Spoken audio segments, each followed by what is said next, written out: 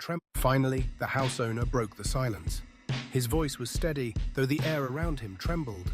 "I know why you're here," he said, eyes locked on the man in black. The stranger tilted his head slightly, his expression still carved from stone. When he spoke, his deep voice carried a weight that unsettled the room itself. "So you know." "Did Marco send you?" the house owner asked, his tone sharpened by unease. The man in black gave no answer at all. Instead, he studied him, every second dragging out into eternity. Then at last, the owner said to the man in black, "I see. You're the man they mention, the man with no name." A pause hung thick between them, heavier than any words. "Sure," the stranger said at last. "People call me many names."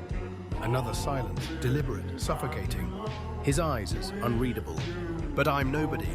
He leaned back ever so slightly, his voice calm, certain. "I didn't come because of Marco. I came for you, Lois, because of Helsenberg." The house owner's composure cracked, his spoon trembling against the bowl.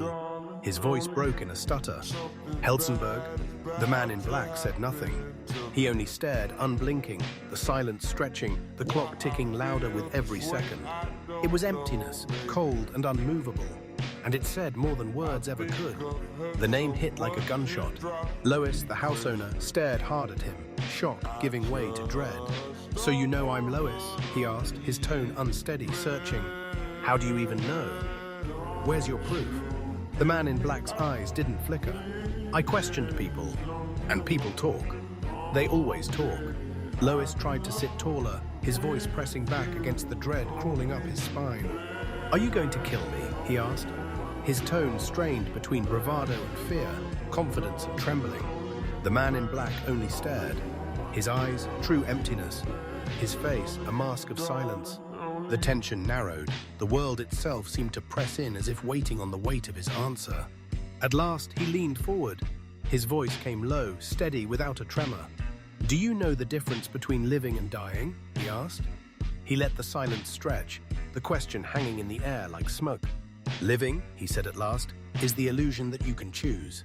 Dying is when choice is stripped away. But fate," he exhaled slowly, eyes fixed like stone. "Fate is the hand that never misses. You can eat, drink, laugh, sin or pray, it does not matter. The nature of man is to believe he outruns the wolf when all along..." A long pause. His gaze did not break. The wolf was walking beside him. Another silence, longer, colder. Then, almost like a whisper meant to cut deeper than a shout. But in the end, there was no wolf.